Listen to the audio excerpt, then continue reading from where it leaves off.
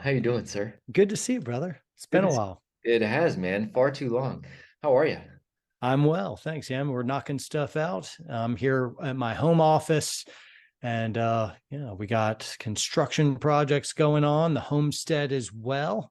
Yeah, And so yeah, ready to hang out with you gents. it's freaking awesome, man. Dude, it looks good in there. You guys, you painted? Did you paint it? Did you have somebody else paint it? When the last time when I was in there, it was like right. I mean, we were just moving furniture around, man. So it Oh looked yeah, that's didn't have right. the didn't have everything painted like that. Yeah, so it's painted. We've done a good bit in here, and so we got all the furniture filled in, and like microwave and refrigerator, and like desk and TV, and there's my Berkey filter. So I That's get awesome. some. Yeah, so yeah, the room's looking good. That's cool, man. That's so cool. Well, this is, we get to do a live 6 hour call, which I know is what you're excited about is the 6 hours that you signed up for. And today's topic, we thought we were going to jump into helping your children force rank their top 20 genders, how to get your wife on board with it. Nobody better we could think of for that whole thing, man. So how does how does that sound? I'm a best-selling gender studies author. You absolutely are, man. Apparently, Amazon picked the categories, but I'm Yeah, like, for that sure. is pretty great. Does that mean I'm an authority to now speak on LGBTQ made up gender weird stuff? I I think it does. I think it does, man. I'd like to think so. That's So freaking let me settle it all right now as a yeah. best-selling gender authors. Dudes can't become chicks. Just can't happen. Yeah, take it from the expert, folks. That's Dang right. right. Oh, it's so funny. Before I start talking about you, because I want to talk about you with you, can I show you something really Of quickly? course, yeah. Well, I mean, you got pants on, right? I'd like to I no, yeah, shorts. Shorts. It's not the Ray Care special. But like, Um, you're not going to show me like your genitals or I'm not something. gonna this is not the Ray Care show. No, we are not doing that. I have more naked pictures of that man than I ever care to have of well, any man. But I Dude, want you to Navy see SEALs, Navy SEALs. That's how it is. But bro. his hair looks really good in all of the pictures. So no clothes, but his hair looks great. So okay, so we got this right here, right? And you got as you bring this out, That's it's got, beautiful. it says Apogee Strong Mentor. So I want you to understand something. Since having this made specifically for you, we have spoken at the same event. I have been to your house. Like I don't know why I can't remember to just give this to you. I refuse to ship it because I see you. And so this Yeah, is, so I know for a fact if I don't see you before then, in October, we're at the Homesteaders of America conference, and awesome. this is coming with me, man. So Sounds good. I just wanted you to know that it's real because I know I've mentioned it before, but I just wanted you to know, man. So I apologize for being a knucklehead and not getting it to you. Thank you. Sounds Yeah. good. Yeah, man, absolutely. So, I want to talk about the book, man. How's it going? How's it being received? Like, it's freaking fantastic. How's it being received?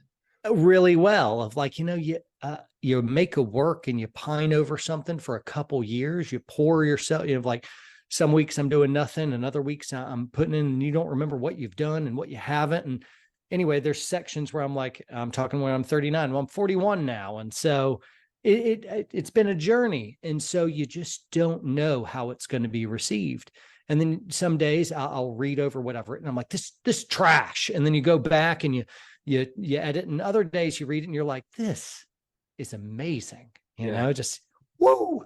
And so you have kind of highs and lows, and then you get buddies to review it, and I got all kinds of neat editorial reviews of like some heavy hitters on the back, but then they say nice things. I'm like, but do they think that, or do I just have really good buddies who are sweet on me?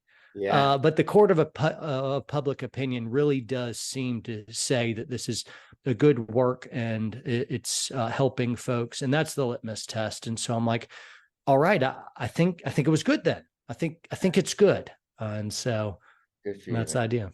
That's freaking awesome. How did you decide when you do cut it off? So we had the same. So when I worked with Dennis and Adam Carolla on the No Safe Spaces film, one Mm-hmm. of the things that we ran into over and over and over again was like, oh, here's another, this should absolutely be in the film. Oh, wait, Yeah, no, but this should also absolutely be in the film. So we're 3 years in going, oh, but now we got to tell this story, right? And eventually it's just like, nope, you need to be quiet and just put it in there, right? When you're leading the life. So as you go through the tenets that are in this book too, and you're living all of those things, how do you decide when to Okay, I'm gonna go ahead and Yeah. cut it off right here. Like how that's got to be difficult.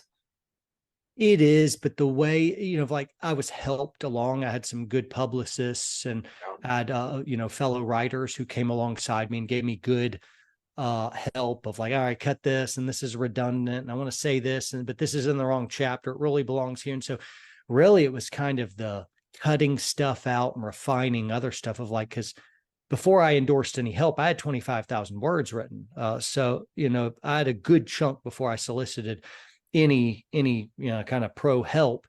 But I don't know, just putting your butt in the seat and just churning away at it. Eventually you're able to separate wheat from chaff. And Yeah. I don't know, it just came together in a real uh, good way where it was real balanced, where you're hitting up warrior aspects. So those who are naturally Mhm. more poets at heart, but struggle a little bit more on the courageous side and speaking the truth and refusing to be passive men. Passive men aren't good men. Righteous as bold as lions.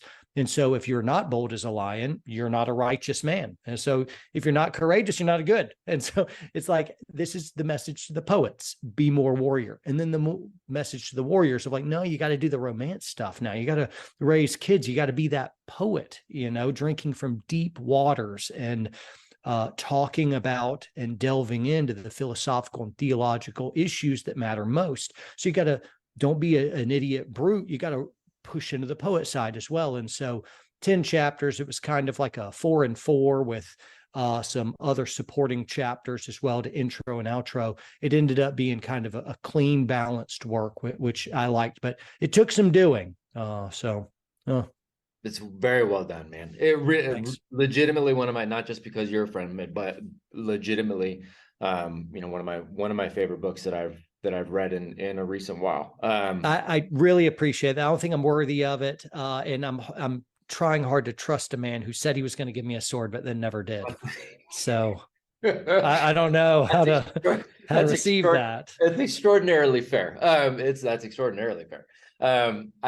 So well, I want to give you specifics on it. So I think the reason that I enjoy it so much, and I read did I read the majority? No, I read the entirety of it on airplanes because Wow. you got it to me right before a trip, and I read the majority of it on a flight out. Didn't have any chance while I was actually with a lot of these guys in Texas. Didn't have any chance to read while I was there, and then read it on the way.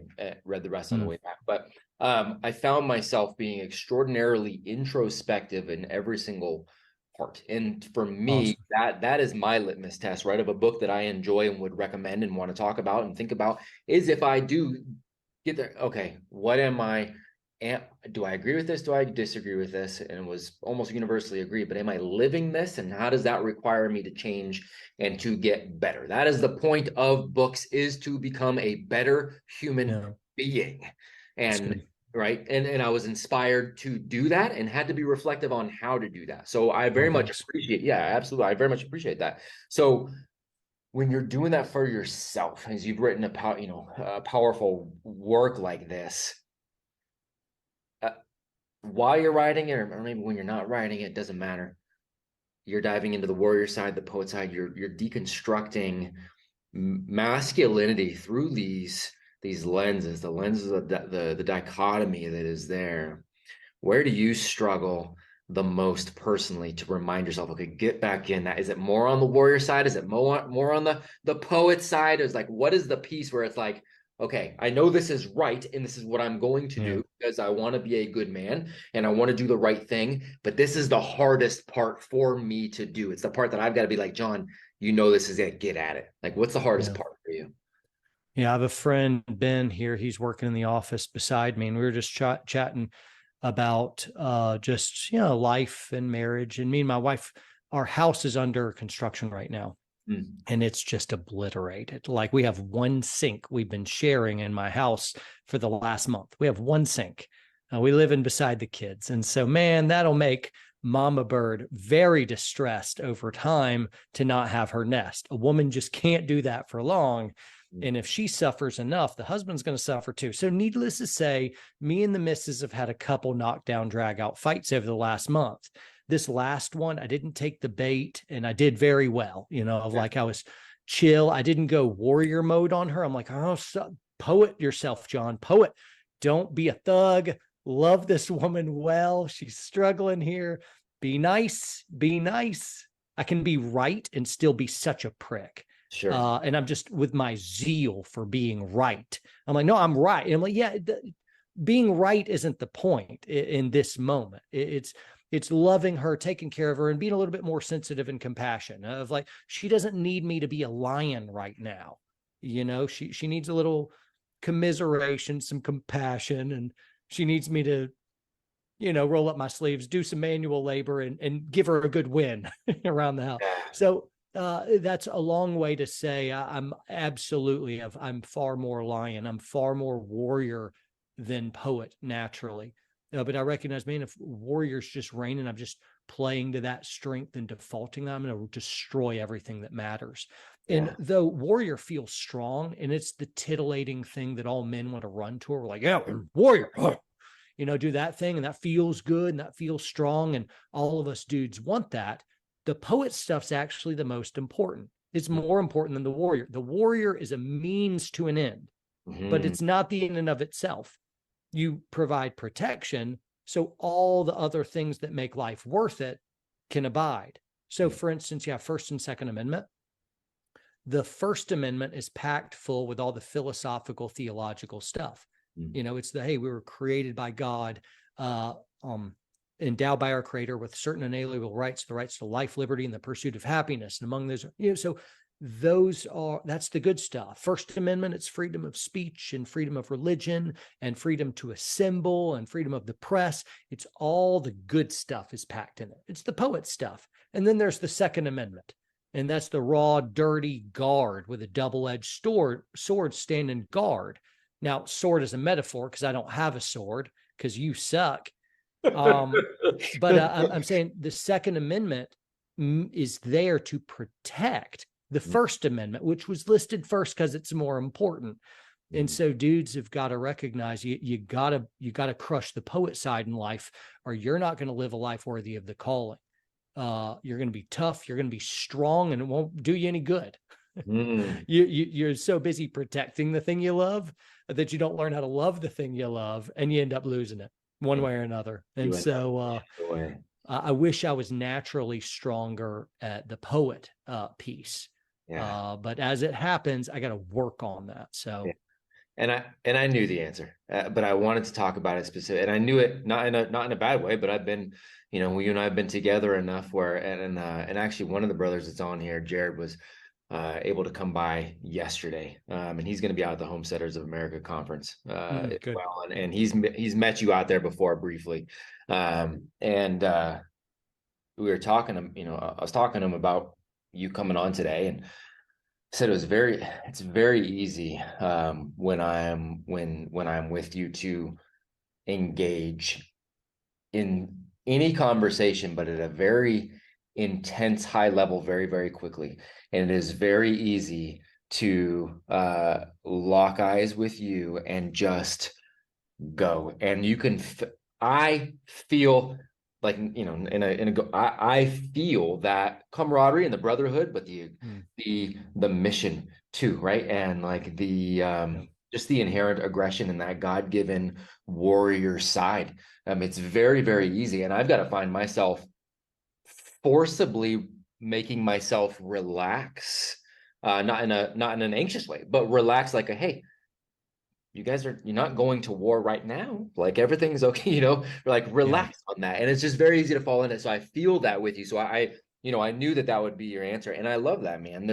We've got 3 different classes, class 1, class 2, class 3 of men here. And they're all in different themed months right now. And so one of the classes is in the month of pursuing their wives. What does that look like to pursue your wife? So how do you consider that when you're looking at back? And one of those things I think you said, you know, is I gotta go ahead and throw her a bone. I gotta get in there and do some manual labor for her, get her some more alpacas or whatever we've got to do, right? Like how do you pursue her? How do you continuously pursue back in your relationship that way? Good question. You mentioned alpacas. She's got enough alpacas. 6 alpacas is crazy amount. Too many alpacas for a woman. But Really, I think one alpaca is too many alpacas. They really stupid. They just sit there being alpacas, Yeah. pooping everywhere, being alpacas. So, And uh, drooling in a really awkward, kind of gross and intriguing manner. Really good. that's awesome. So did anybody in here, just give me a nod if you have, anybody ever read, I think Gary Chapman's Five Love Languages? Anybody know that? Yeah. It basically breaks up of how you personally receive love. And there's like acts of service. Like, I want you to do stuff for me. If you do things for me, then I'll know that you love me. I'll feel loved. Or you give me gifts. I have a buddy who was supposed to give me a sword and he didn't.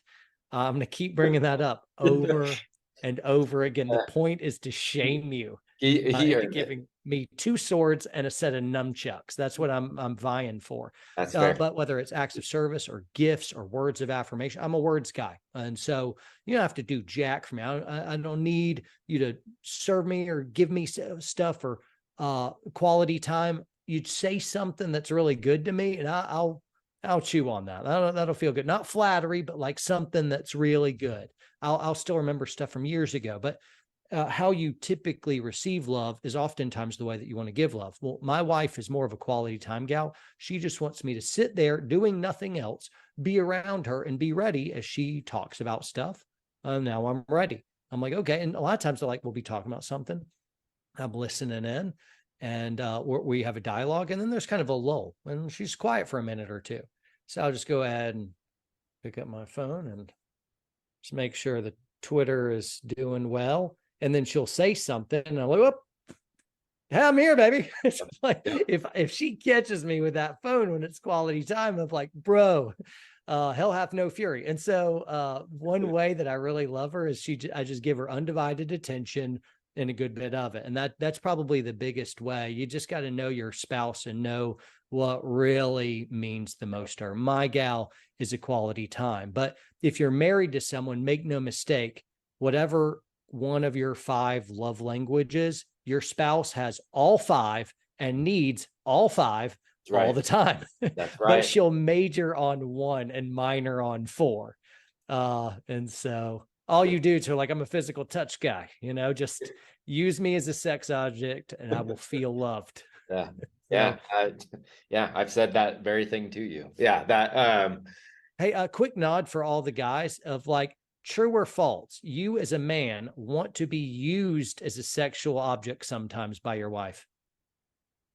Yeah, absolutely. Okay. It's not just me, it's all of us. And I had the suspicion of like, yeah, absolutely. It's a side note. I'm not going anywhere. There's no big nuggets of wisdom there. I'm just curious there. So that's our love language, guys. The nuggets came before that, though.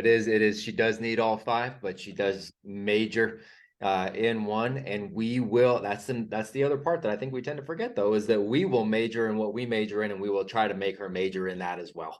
And Yeah, that's it. to our detriment, right? And That's so good. on that, yeah, really good, man.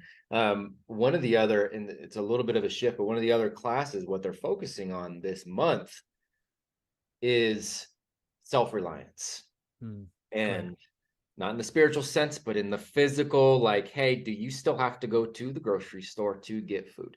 Hey, are you still relying upon somebody else giving you the paycheck? You have to go, right? Like, where are you still tied? That's good. Yeah. So we're focusing on that and having conversations around that and going, okay, wherever you are, you might not be on a farm in Georgia. Maybe you're in New York City. Okay, what can you do right now? What are the resources that you can, tap into? Who are the people around you? Stuff hits the fan, communications go down, whatever that looks like. Yeah, big deal. Right? Who's your community? Who do you have around you? What can you do on that? So we're focusing on that. Can you talk a little bit about what? Because I've been in the garage. I mean, your garage looks like my garage, right? I mean, like so what got you there besides just, paying attention? And how do you guys look at that as a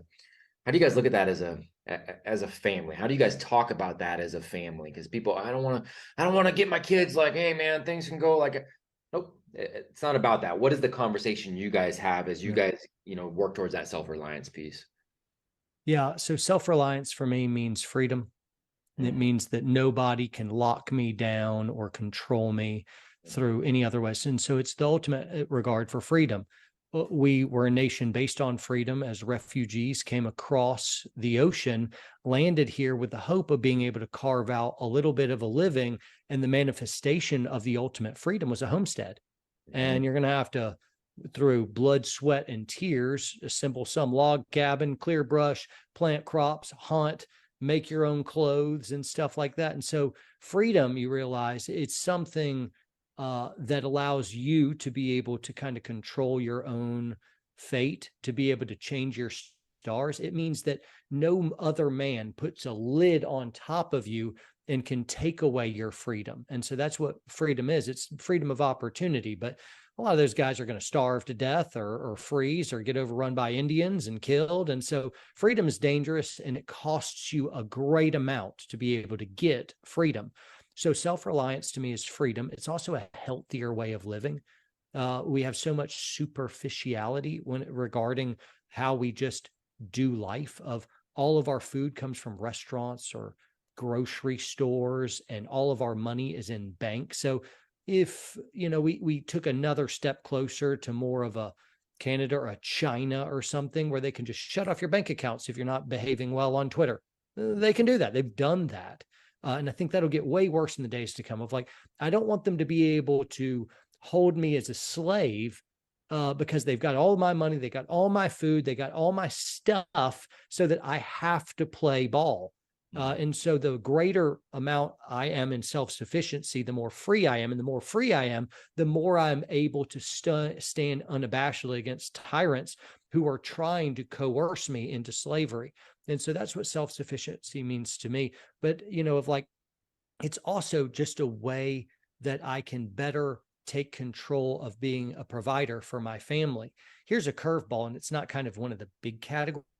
Something. I have a buddy who just lost his father, and he just went up to his funeral, but it was a mess. Like, his dad didn't have a will, and the spouse he left behind doesn't know how to get into any of the accounts and doesn't know how to do a bunch of basic, simple stuff.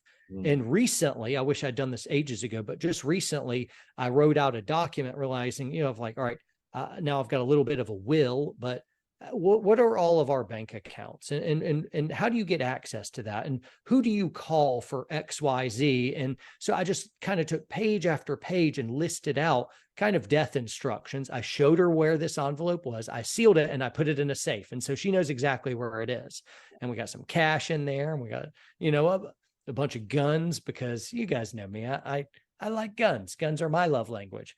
And so anyway, but I recognize of even stuff like that, being able to have your affairs in order, so I'm taking care of my wife even after I'm gone, is a big deal. Having medical insurance in case somebody gets bone marrow cancer, that's a way we provide. Having life insurance, that's a good way that we can provide as well. And so self-defense classes and carrying a gun and all that has to do, everything is crammed under the big umbrella, under the auspices of self-sufficiency and protector and provider categories. And so I want to be pretty holistic in my approach. I want to be financially as free as possible. And so this is something of like, people could immediately get dizzy with all the stuff you haven't done. I'm like, no, just chip away a little bit at a time. I've heard it said that people overestimate what they can do in a year, but they underestimate dramatically what they can do in 10. And so I don't really give a rip where anybody is right now. I just care that you're doing a little bit to take a few steps, pick one thing I said and start chipping away at it. And then once you knock that out, maybe it's 8 months, go toward the next one. And then it's like the homestead. That's a 3-year goal. Well, screw it. Get on the 3-year goal. Make plans, be smart, work hard, work smart. And so there you go. So good, man. And gentlemen that are in 003, he said pick that one thing, right? It's that chief definite aim. It's what you guys are picking right now. What is the non-negotiable? What is the one thing that changes above all else over these 12 months? Like, let's make that the priority. So smart, man. I remember sitting down with a gentleman who became a mentor of mine. And I believe you and I have spoken about this gentleman in particular, but some years ago, and he was talking about when he passed, he's like, it's not just about the will for me. He said, it's the fact that we have got everything in a series of trusts, and we are in a completely different tax system, not tax bracket, tax system that is a perfectly legal tax system. But when I pass away, he goes, my favorite thing is that the government's going to get none of my money and that nobody has to go to probate. There's no issues. It just automatically, my family, they're already the trustees of all these things because I own nothing. He's a billionaire with a B. Yeah. It goes, I own zero things. Yeah. Billionaires usually never own anything. Own nothing, That's and the so goal. it is the goal. And that level of freedom is something that most people don't realize. They don't have to be a billionaire in order to play either, and so it's, again, chipping away at those little things, but you got to know that those things are there to chip away at. And that's Yeah. where really, really good, man. Really strong. If you don't mind, I'm going to open it up to a couple of these handsome gentlemen who will have better questions than I will. And I'm going to go first with the King of Queens himself, Mr. Kevin James. I'm sure you've never heard that before, ever. Yeah, no, I lost a little bit of weight, so I always start those off. But no, thanks for being here with us today. Pleasure. Awesome talking with you. I think one of my favorite videos you have of Warrior Poet is the with Kentucky Ballistics, the penguin gun. The penguin gun. The big old revolver. Oh yeah, man, that thing, bro, it's like getting kicked in the shoulder by a mule. That was awful. Yeah, man. Great. But no, so Matt, he mentioned we're one of the groups in Apogee. We're in month 5, which is about our wives and our marriages and whatnot. So it's timely that you brought up the sink story that you just brought up.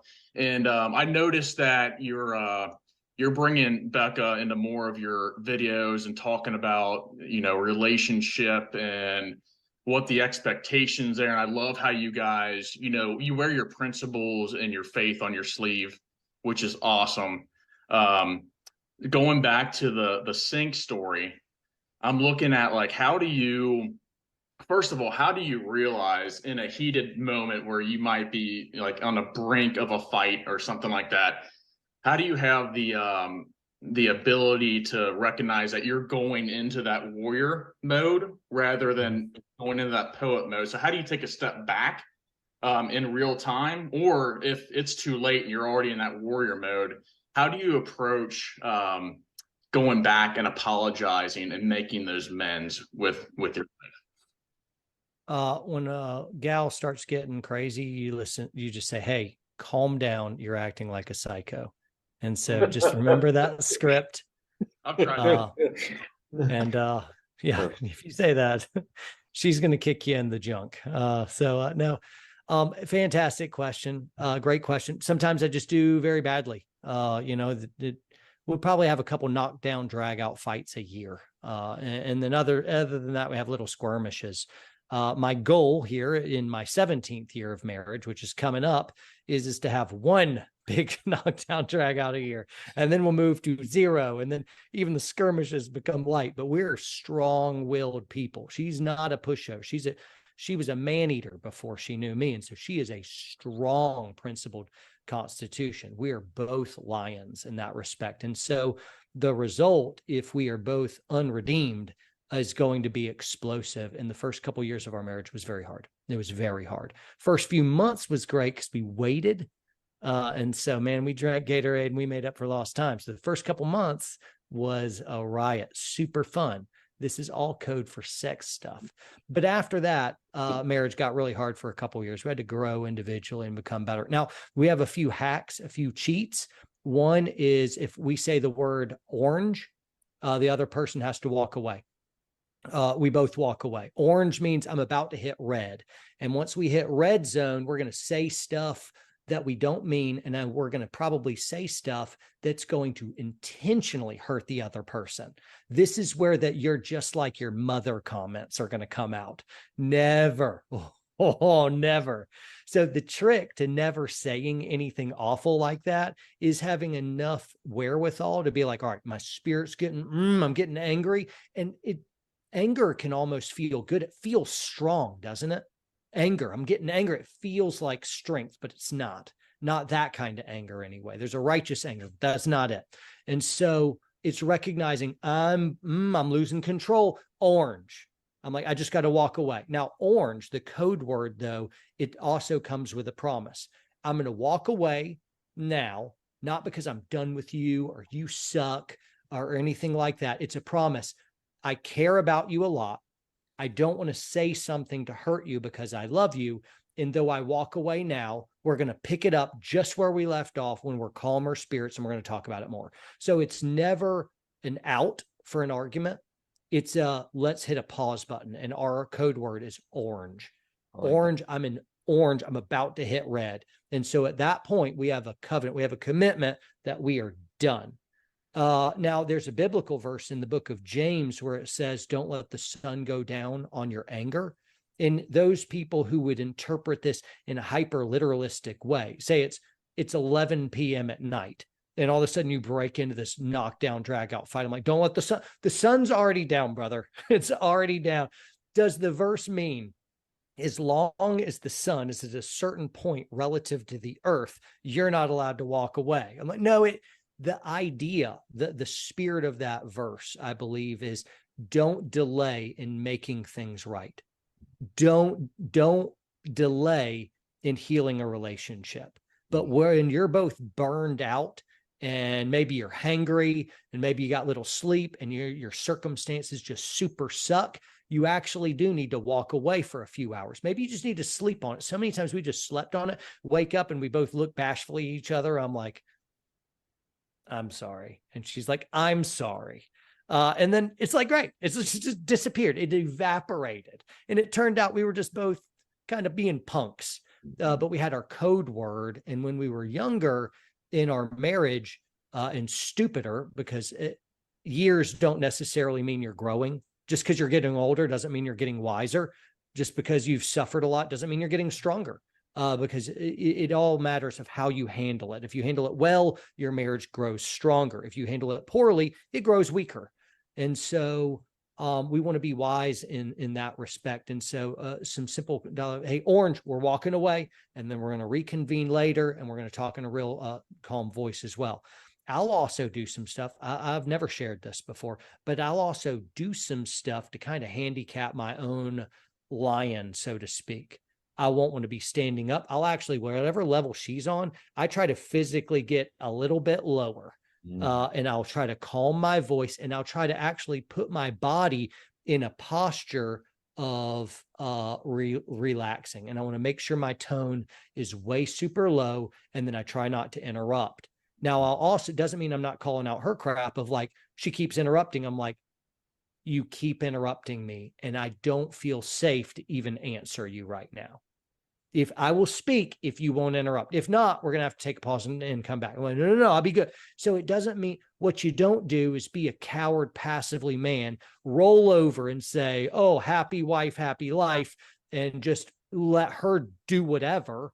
And you always apologize, and she doesn't have to, and she's able to emotionally warfare you into submission. Ultimately, you're going to become a shadow of a man, and you're going to make a tyrant of a wife, because her behavior, no matter how bad, is always excused. And so you got to fight stuff out, and you're both fallen sinners needing repentance. And so, no, she's going to have to, do her stuff, and I'm going to do mine, but there's a real healthy, good way to fight. I just don't want to be a brute. I don't want to be overpowering. I don't want to be a bully. I don't want to be overly aggressive. And so I'll shrink my posturing and my voice, though the content is still calling strikes and balls, Is that helpful? That's a pretty darn long answer. That's got a lot of intimate rubber meets the road kind of stuff. Is that helpful? No, man, no, it hits the nail on the head, just having that cognizant kind of realization, like, hey, we're partners in this marriage. We're man and wife. Like, let's sit down, and we both want what's best for each other. In the heat of the moment, we might be lashing out, but yeah, it makes sense, man. Makes sense. That's good. We appreciate it, Kevin. Great question. So hard, but you guys got this. So hard. That agreement, that promise ahead of time, on orange, right? And talking about that when you're not in the heat of it, and having that agreement, having that promise, having that understanding, and that shared definition of what that is and what that means. And look, when I use this is what we're reminding ourselves of, is what we are doing here. And we think we're getting off of that track. And so having that conversation, I think that is brilliant. The physiology part of that too is extraordinarily brilliant. That's a very easy, and I've used this example before, but if I was to say there's a guy on the other side of this computer screen, you guys can't see him, but he's wildly depressed.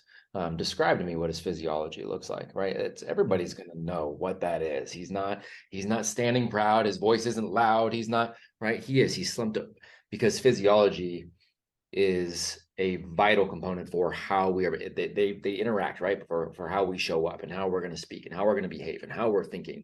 That physiological, like, hey, I'm going to go ahead and get myself comfortable. I'm going to go ahead and get the posture down a little bit and it's a brilliant thing, man, because it's going to inherently get you to the place you want to go. I like that. Really good. Really good. Spence, go ahead, sir. Thank you so much for being with us today. This is awesome. I'm fanboying a little bit over here. I've loved your videos, and I been reading your book. You mentioned in your book, read some of the classics, and I just was curious, what are a few of your favorite classics that you have read, and then also like your favorite just novels, if you just want to read to unwind sometimes. If you just give a few of those. Sure, no sweat. Great question. I just did one of our John Lovell shows yesterday on this subject. I'm sitting down with an author and we're just talking on our favorite books. Right off the rip, I'd say fiction books have impacted me more than nonfiction books. And that's very, very surprising, because you feel like, no, nonfiction, give me something real, give me some facts, give me some dates, give me some self-improvement, blah, blah, blah. It's the fiction stuff that's really moved my heart and actually has really built a lot of my creative powers and a lot of inspiration. And so I think you're right to go to the classics. I think that's really, really wonderful. Not all classics speak to me. There was even a section in that video where I wanted him to tell me some of the classics that really fell short with him. Like, everyone else loves them, but you weren't feeling it. You didn't like it as much. And so shared some of those. I shared Les Miserables was really, really cool. You see so many powerful juxtapositions of, archetypes and powerful themes of the law versus grace, and redemption versus punishment, and justice versus, grace. And so you see this and you see just such a bleak, dark world with these little glimmers of hope and love and light. And it really, I think, is a more fair parallel for the world that we live in. There's a fallen, awful, destitute rock. But there's some real good that we have the opportunity to do in the midst of such bleak circumstances. So Les Miserables really just moved me in a real profound way. Let's see, Ben-Hur was really great. It made me fall in love with historical fiction. Very, very old book. And if you bring any dislike for it because you saw some cheesy movie of Ben-Hur or a TV show, jettison all that. The book is just completely different. Ben-Hur, no, it's amazing. It's spectacular. And so really like that. There's another book, W.E. Clute. Can you throw that to me, Ben? Ben, could you throw me that book? Do you mind? This is a real fun one. All right, here we go. This is a really cool one. This is W.E. Cole, Sir Knight of the Splendid Way. It's an allegory, much like John Bunyan's Pilgrim's Progress. I mentioned that book. I don't know. Yeah, very few people have. But it's been important enough for me. If you opened up the back flap, this version has been read by this many guys, and they'd sign it after they read it. And so it was a pretty special one for me. But I don't know that I've got a whole lot of classics that I've read, but hopefully that'll suffice. Count of Monte Cristo was real cool. That was kind of the very first long literature book that I really enjoyed. But really good. Yeah. There you go. Yeah, thank you. Sure. Thank you. That Great count question. was one that I wrote down, Don Quixote. Do you like Louis L'Amour? Yeah, absolutely.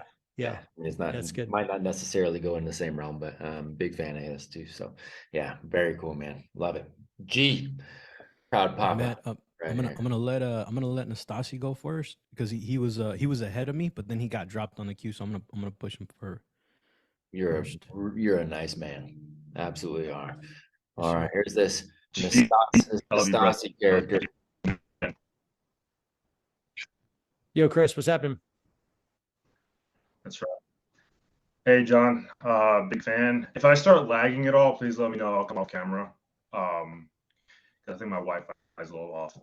But John, big fan. Thank you for coming on. Actually, RLTW, first Ranger guy down in Savannah. I've worn your battle belt many a time overseas. Awesome. And now still wear the concealed belt. Awesome. So big fan. Thank you. Thank you. Coming out, of course. So coming out of regiment, I'm recent. So within the last year and a half, what was the process like to find your stride? What was it like for you and your wife? Because I know your wife and you have great communication, long marriage. Same with my wife. We've been married for 7 years. She spent the whole time with me in regiment. So what was that like in the new world, the new civilian world? And what was that process like of finding your stride, both personally and professionally?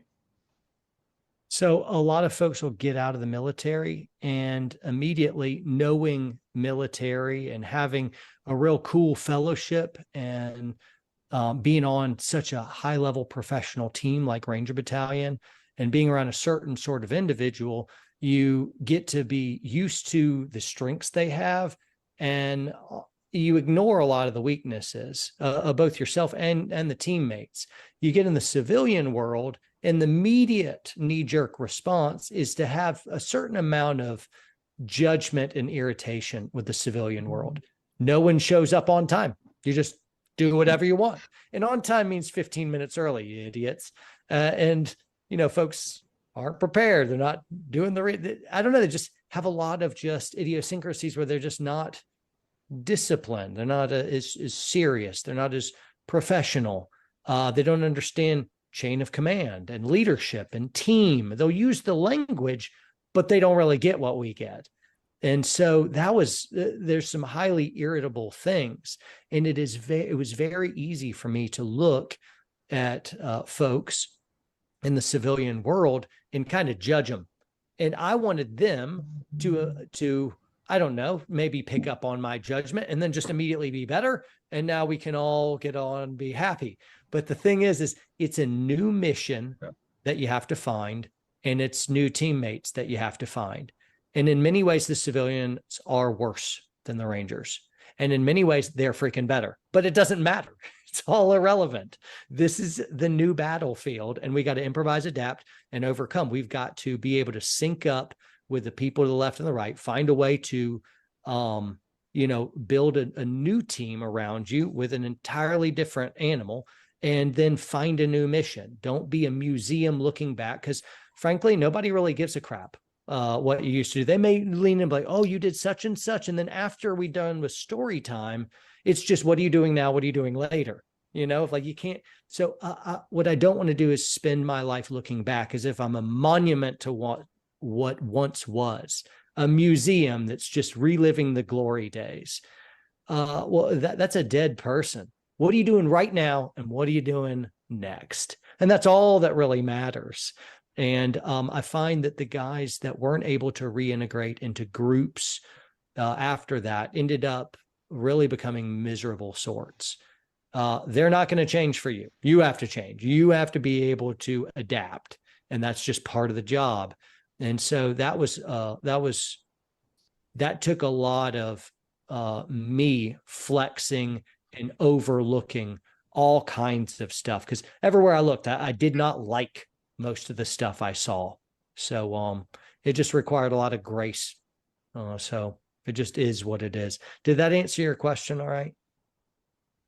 Yeah, of Of course. And I don't know how your wife went through, but I know my wife also lost some of that with her group of friends that were there, with people who got it as well. But to be 1,000% honest, I've had this conversation with Matt. This group has been amazing for me. It's Yeah, helped that's me it. so much. The men in this group, like G and Tony, and Lou, some of the guys I see right here on the screen, like just putting the self in that mission with them and being around great men, it has helped me tremendously That's and huge. maybe That's it. saved me a lot too. That's it. I met my wife right after I got out of the military. So I got out ages ago and I went on to Okay. do other stuff. So I was hot early in GWAT, did 5 tours and then I bounced. I was out and I went on to other things and I met her right after. So I didn't have to walk through that. Okay. But I will say the attrition rate for marriage of military dudes is really, really high. But I don't think it's as much because you got out. I think it's just because warriors naturally suck at poet stuff. We become so busy defending freedom that we don't actually know how to enjoy the freedom. We're really good at war, and then we come home just to suck at life. And so it turns out we got to turn that dial up on poet way, way, way up, and that's what keeps the marriage. So Really good. Really good, man. Thank you so much. Appreciate it. appreciate it, brother. Love it, man. G, go ahead, sir.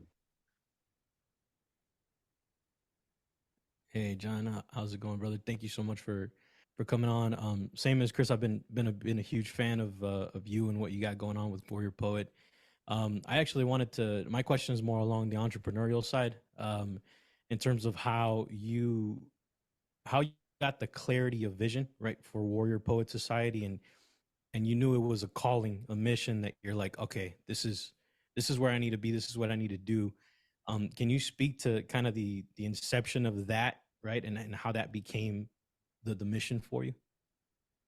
Sure. So my natural proclivity, I'm more of the visionary type. There's all these like behavioral types, CVI indexes and Myers-Briggs and these kind of like personalities. So I'm naturally more of the dreamer, visionary type. I'm a very poor manager, it turns out, which sucks because I like to think I'm a good manager, but I can think that all I want. I'm not. I'm not.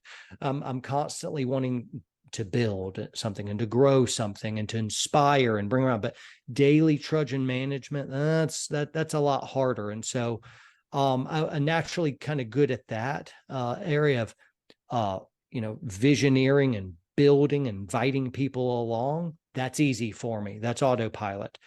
I would also say that I'm a business minded man. My dad was a businessman and I grew up under that, watching him. And then I went to school and I got a finance degree. And so I speak the language of business. I can think in those ways.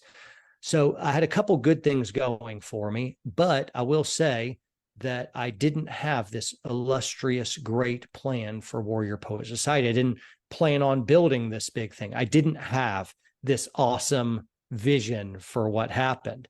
I was a guy who, I'm a communicator at heart. I'm on a serious journey. I believe what I say.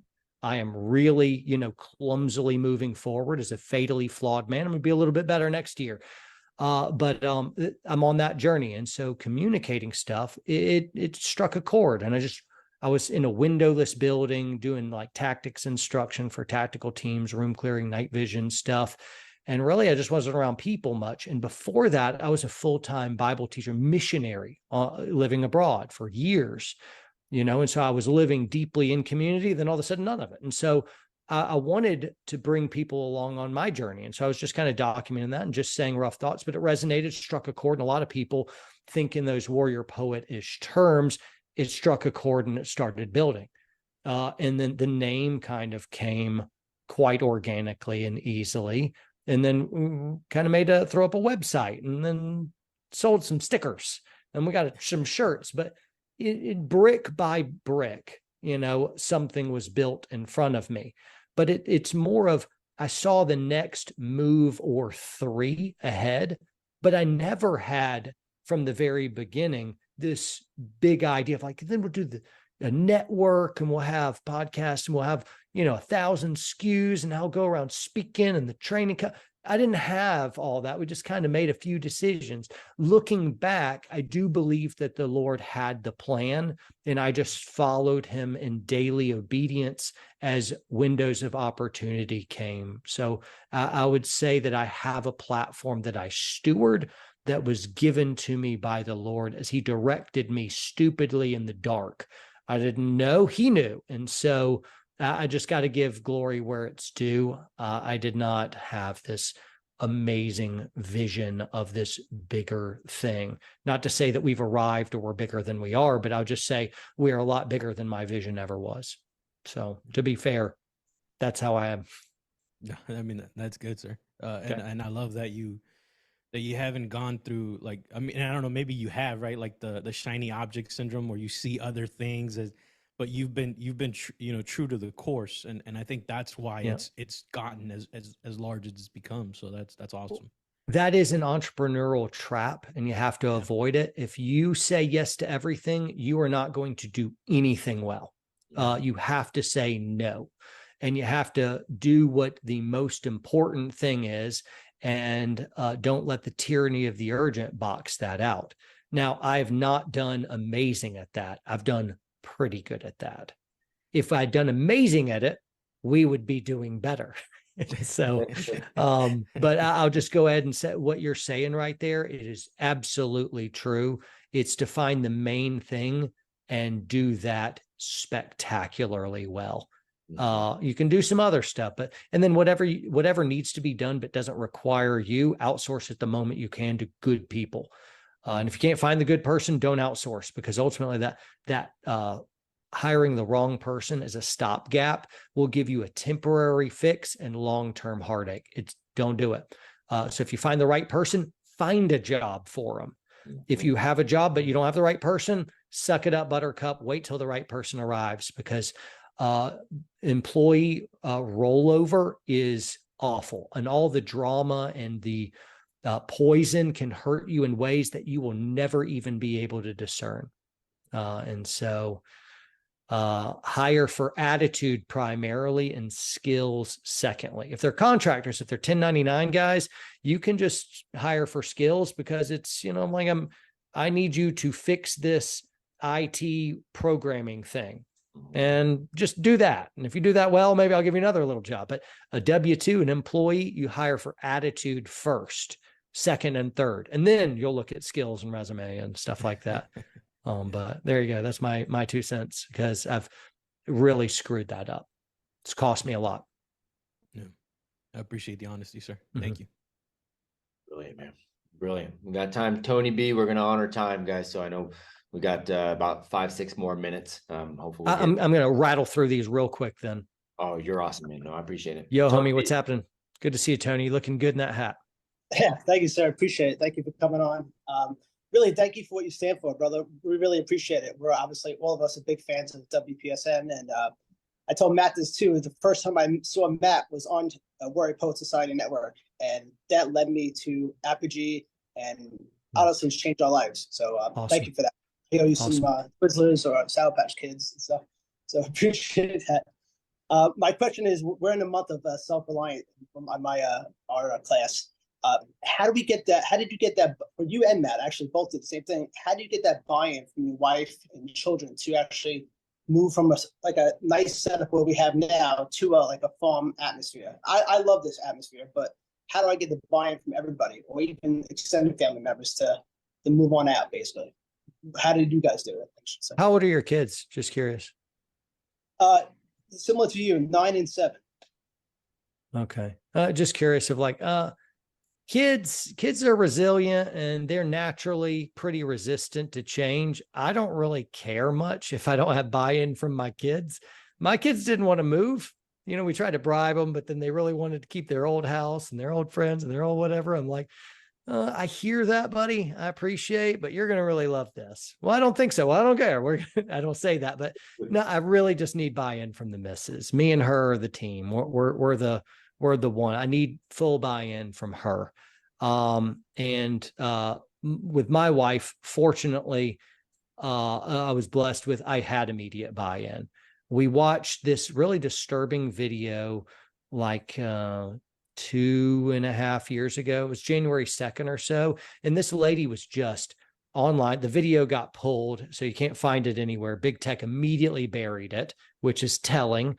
But she was this financial gal who was at a high up level, and she was just decoding the matrix and talking all about COVID and government control and money transfer and all this stuff. And she was speaking extremely articulately, knowledgeably, like she really saw behind the veil.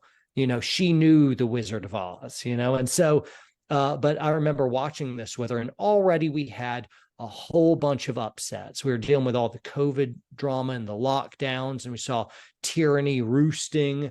And there's a whole long chain of abuses and usurpations, which had us pretty upset already. But this video is kind of a camel that broke or a straw that broke the camel's back. And we looked at each other. I'm like, we're moving. And she's like, yeah, we are. And then we immediately started looking for homestead. And that process took a while. But she was with me from the get-go. Now, I haven't always had full buy-in from her. And so whether you're getting homestead or whether it's something else, buy-in is buy-in. What do you do when she's not on board with something that you as leader know you should be? Well, one thing is to recognize you are the leader. And because I'm a servant leader, I really care what she has to say, and I'll value that. Ultimately, the decision does lie with me. Now, with such a big decision, I'm probably not going to steamroll her, and I'm just not going to do that if she's not on board, unless I was absolutely sure we are careening toward an apocalyptic event and the clock is ticking. Now I don't really care as much. I'll try to sweetly bring her on board, but I will provide for you and you are going to follow me. And that sucks because that could be really, really bad. But if you're sure that is impending, like it's going to happen, not in 5 years, but it is happening in 5 months. Well, leaders got to lead, and now you got to do the thing.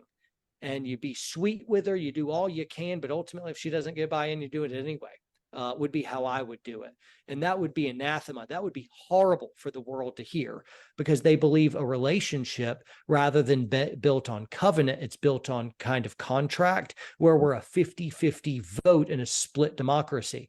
And my marriage is not that way. I am in charge. I wear the pants and she does not. Now, I deeply care what she thinks. And so I don't steamroll. If you knew my wife, she's flourishing under my leadership.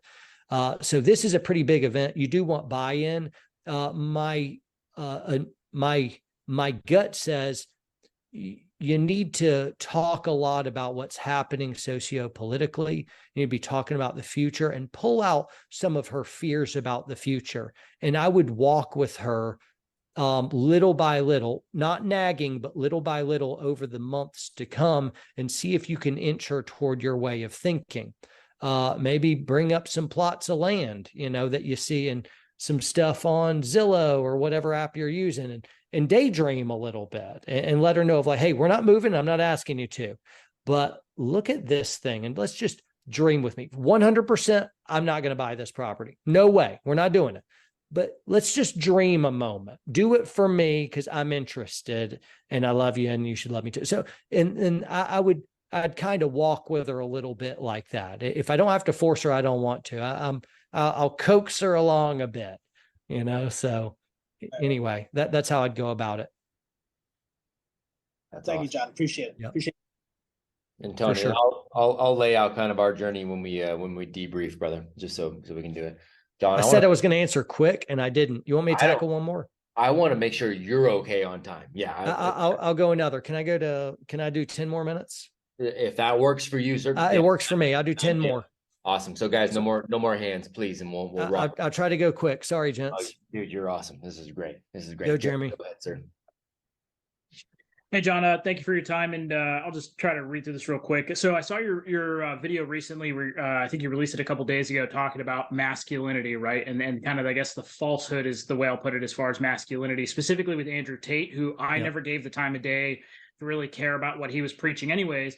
But watching your video kind of brought to my eyes some of the people out there that are, exploiting social media, getting into our younger generation, or our kids, or just young adults, and kind of saying, hey, this is what masculinity should be like. And really, after watching your video, what I came to is like, Andrew Tate is definitely not a sheepdog. He's a wolf, right? Who exploits others for his own personal gain, benefiting at the expense of others, telling people to chase materialistic things while taking from others, financially and emotionally. And then he's posting these things, bragging about them. And then again, that's that falsehood, right? Which I think is damaging to our younger generation. So these kids are going to emulate that. They're going to chase that. And then they're going to grow up in their 30s, finding out why their relationship isn't working, why they don't have any fulfillment in life. When really we should be, being of service to our community, with honesty, integrity, and help to protect, provide, and preserve, right? Right. So I guess I've always prided myself, as a military officer and leader, it's my job to convince people why this plan is going to be the plan that we're going to take, why whatever decision we need to make is why we're going to do it. But personally, and kind of like the civilian side, I've never, I've talked about this with the group and with Matt.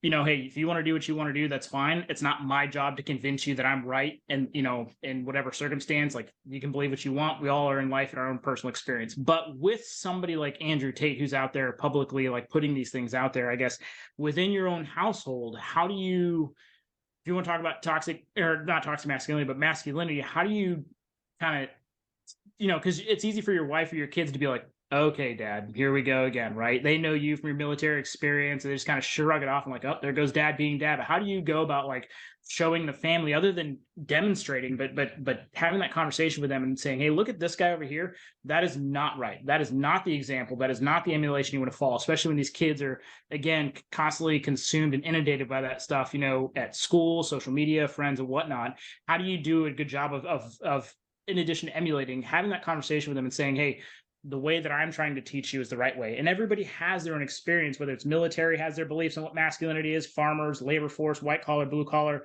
generational. Everybody has their own perspective of what masculinity is. Great question. So one thing is I think you're really focused on how do I have these conversations? How do I tell them? How do I teach them? And I just back up one step and say, I love that you're doing that. I do the exact same thing. Way to go, man. I think we should be doing that. And, but if you are those things, if you're showing what strong masculinity looks like, you're going to reproduce who you are. People can teach what they know, but you can only replicate who you are. And if you are those praiseworthy things, when those things aren't there and they see a con artist like Tate, they will be able to sniff them out. You can sniff them out because you are different and different. We have a depraved, upside down world of youth who are growing up without fathers, and they're being trained by our Marxist indoctrination camps through government schools. They don't have a real ethic. They believe in moral relativism, and they just know flagrant depravity run wild. And he is their superhero. Sleep with as many girls as you can, have Bugattis and millions of dollars, and be completely free and uninhibited with all the shackles of relationships like marriage and kids. And for them, that's very palatable because they've never experienced healthy relationships. They don't know what they're missing. They just like sex and Bugattis. And so your kids aren't going to grow up with that absence of the things that you have. And so one good thing is the impetus, the necessity for you to teach them so that their heads are absolutely on straight. I think your actual living example is the thing that's really carrying the day. And so I don't have a lot of advice. I just wanted a moment of encouragement to say, you're probably doing way better than you realize. I'm not saying don't back off having those conversations. Don't hesitate to hold out a fraud and tell them how you sniff him out and how a guy like that destroys everything and everyone. So do that and ask questions and point out that and introduce them to good, respectable other men that you know and friends, because it takes a village. You don't want to be the only good man your kids know. Now it's you against the world. You want other good men around them as well. But it sounds to me like you're doing awesome, man. Here's my advice. Keep it up. Mm-hmm. Yeah. Appreciate it. Thank you. Yep. It's awesome, man. Just a quick 4-second side note. We had New York Times reporter got a hold of me, said, "Hey, we'd love to talk to some of your young men in Apogee Strong about Andrew Tate." I said, "Yep, you bet." Gave him a few. They called those guys. They called 3 young men. The reporter called me back and she said, "We're not really sure what to do with this." So what do you mean? She said, "None of them care." I said, "Yeah." Oh, that's Right. awesome. Yeah, she's like, none of them care about what he says. They're not enamored by him at all. Yeah. They're very much so. It's like, I don't think we're gonna be able, and they weren't allowed to run the story That's right. because they It didn't didn't care. fit the narrative. Didn't fit the narrative. narrative, and we were right. completely good with that. Aaron, go ahead, sir. Hey, thank you. Really appreciate your time, John. I'm part of the group that's going through the marriage month, and kind of circling back to the first question here, and being brutally honest, it's not going the greatest. I would say that I'm probably on a scale of 1 to 10, we're probably sitting at a 3. We're actually, I don't want to say backtracking, but what it's doing, it's forcing a lot of conversations that, Yeah. in all honesty, needed to be had. So my wife is very much like me. She is, when she's around other females, she is the alpha female. Hmm. And so when we get really heated, it tends to just escalate really quick. And so I was just wondering if you had any advice on how to help bring that, maybe that poet side out, because we're both more of the warrior side than the poet side. And while that can be great in many things, when you're trying to kind of game plan your life and come to hard decisions and you don't align, it can cause a little bit of strife. How long y'all been married? Almost 7 years. You got kids? Got 1, yes. How often do y'all date? Once a month. If you're at a 3, you need to pump those numbers up. Those are rookie numbers, bro. This is the way. I would, divorce is really expensive. It's wildly more expensive than a weekly babysitter. You need to date your wife every week now. And your goal is to go out and laugh. That's what your relationship probably needs more than anything. You two need to go date again, like before you even got married. Have some fun, shake some stuff up, and then go get crazy between the sheets. And then continue fighting for your marriage. You're going to have hard conversations, and you're going to have to butt heads and fight a good bit. So you're not out of the woods. You're going to have to keep doing that stuff. And the idea is to fight in a healthy way. Don't fight in an unhealthy way. And I think you already have a grip on how to do that. You're just not going to be very good at it, because none of us dudes are very good at it. And we have to grow to get better. And that sucks. But what you would probably benefit the most from, if this is just my gut, maybe it's the spirit. Here we go. If you should be dating her every week, go have some fun. Y'all need to find some laughter, find some lightheartedness. And that right there is going to grease those that's going to grease the rails for the train of difficult conversations to slide down better. Sounds good. Thank you, sir. You're welcome. This is the way. Absolutely. Nice shirt. So yeah, dang right. So good, man. I want to honor your time because I know you said 310. Nope. Have we just got 2 more? We just have 2 more. It's up. I'm doing them. Let's You're push. freaking awesome. Gentlemen, no more hands, please. Yeah, you were awesome, man. Thank you. Kyle, go ahead, sir. Awesome. Thanks for the time. Sure thing. I'm going to jump right into it. It's along the same lines as the last question.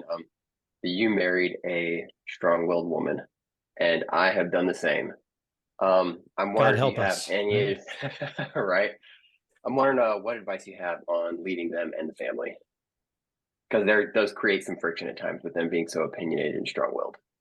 Yeah. So it's kind of having a strong-willed child. Not like a wife is like a child. That sounded terrible. Meaning it's up front. It can be a real hard thing, but it's also a blessing. And in that way, it's similar.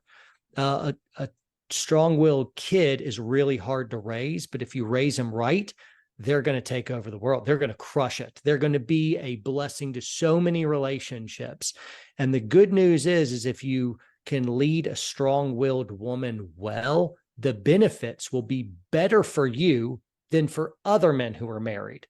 She will bring this wild grit and stubbornness and determination to all areas of your life. The thing is you don't want your wills fighting each other. If you guys can get your wills side by side, y'all become this just wild power couple. Like sparks will freaking fly. So when you look at that, strong-willed and stubborn woman, know that there is gold there. But it's going to suck for a while. It's going to suck until y'all can really get things together. Now, the bad news is you're not going to be able to get her, make her submit to you or respect you. She has to decide it. And y'all need to agree on what marriage should look like. If you don't have the same roadmap, if you're not agreed on the same direction, then you're not going to get very far. You have to be going the same way. It's kind of like a man and a woman can be married, and maybe when you get married, you're pretty darn closely aligned, right?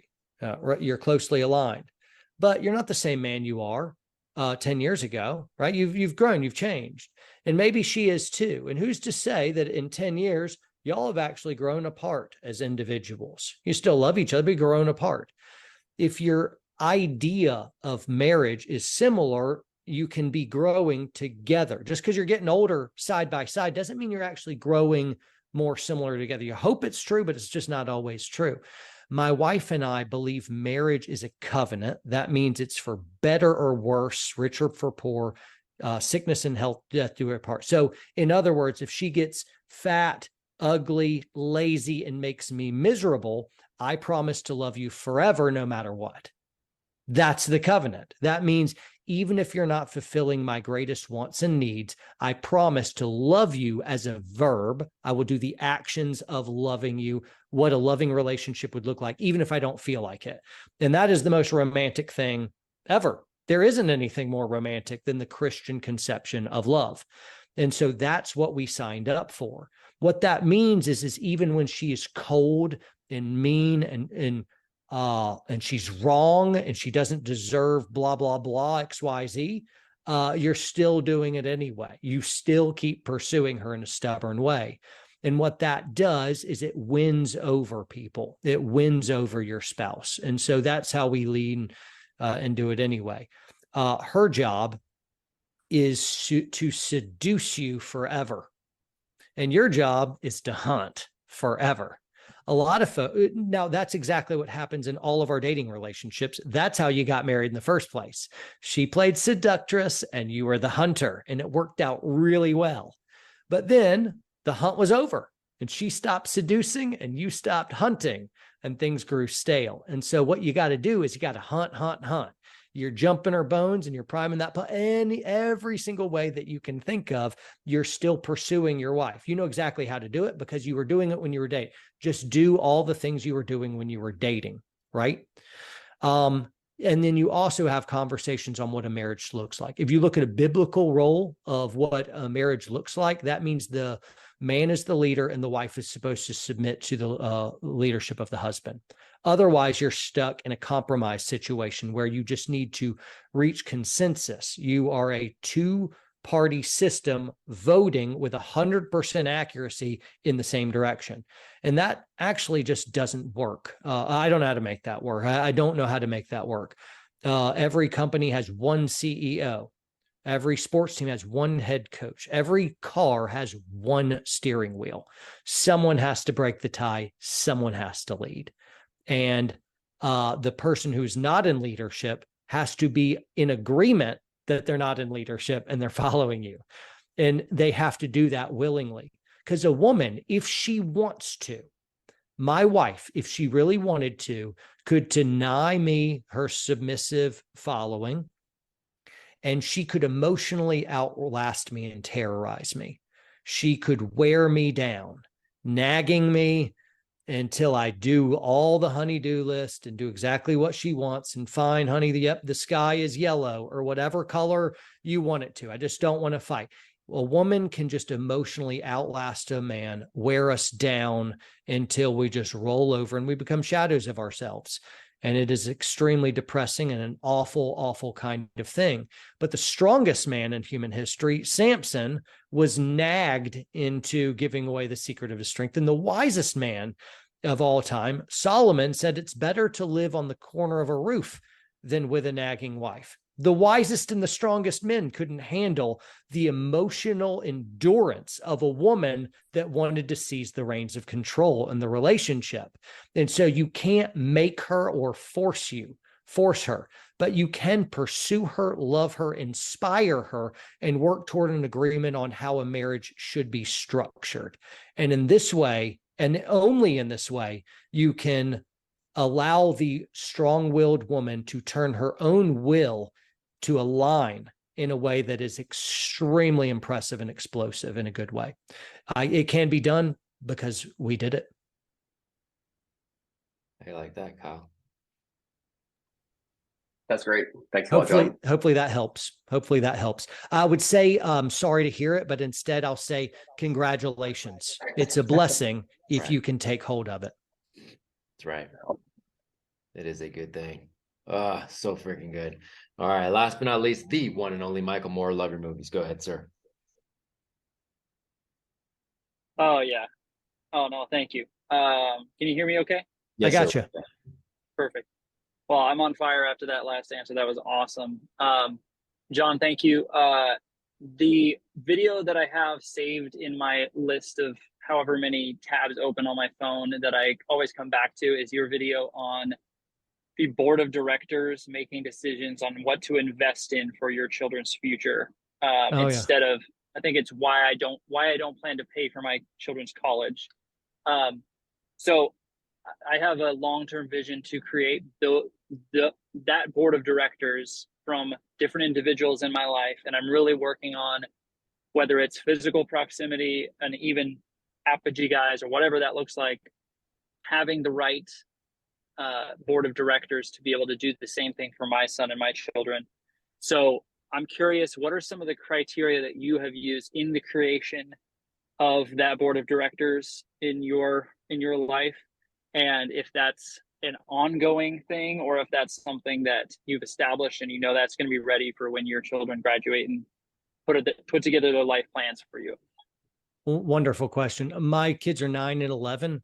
And though I'm putting money aside, relationships kind of come and go, people move away. And right now there's other men that are influential in my kids' lives.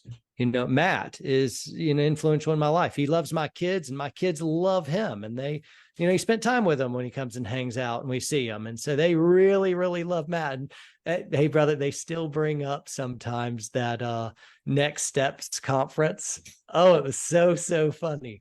But they watched me and you were the only good things that were happening at that that thing was a disaster of a conference. Nightmare. Yeah, for sure. I've never said that about any conference I've ever spoken at. It was just that one, and it was awful. And me and Matt were just exchanging looks, and my kids were in on it too. But they learned a lot, both from what you shouldn't do, and then they saw Matt speak, and they're like, "Wow, that was really exceptional," and they got to know him. And so there's all kinds of good men, church, neighbors, friends, family that are helping in my kids' lives. But board of directors specifically for how we release money for a business endeavor, I really need to start spooling that up, when they're in their 20s, of like, when you hit your, teens or 20s, you should be developing, 5, 6, 7 years, mastering a craft, finding a niche, and then coming up with a business plan.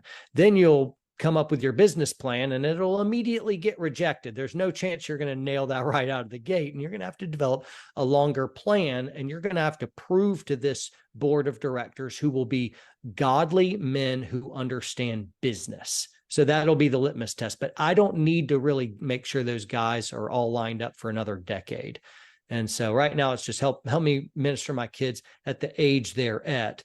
The money will be there, and how it's released later can be stewarded then by that team And so they'll have to prove to this board, this is the way you get your that money to seed your business instead of funding your woke education. And so now it won't be them going toward me. Now they have to pitch a board of directors that's not dad. And so I'm removed from the equation for all of you who don't know what we're talking about. So in lieu of a college fund, I have a business fund for my kids. To get it, you have to get approval from a board of directors that I choose. And they'll be godly businessmen who have to believe your business plan will actually work. And then they'll release the funds that have been saving for them in lieu of college. So freaking brilliant. Brilliant. And Michael, I know you cut out there a little bit too, so you'll have to go back and check the replay on that, but it was the best answer we ever had and you missed it. So I don't know what to tell you. No, thank you. I know all of us, just to speak for all of us, I know we're all going to be in consideration for that board of directors, John. So thank you for the mission that you guys do. And thanks for letting us be part of it. Appreciate it, homie. Awesome. Well, thanks, guys. This was awesome. Brother. No, man. Thank you. Thank you for being who you are, man. Just one of the most principled, brilliant, freaking integrous human beings I know. And it is what it is. And so I appreciate it greatly. Every time I talk to you, man, just fills my cup. Swords and nunchucks on the way. And if I don't get to see you before that, I can't wait to see you and the whole family, man. I hope the whole family's coming in October. So I'm looking forward to it, bro. For sure. I'm gonna take these guys, but I'll touch base with you afterwards, man. Thank you for everything.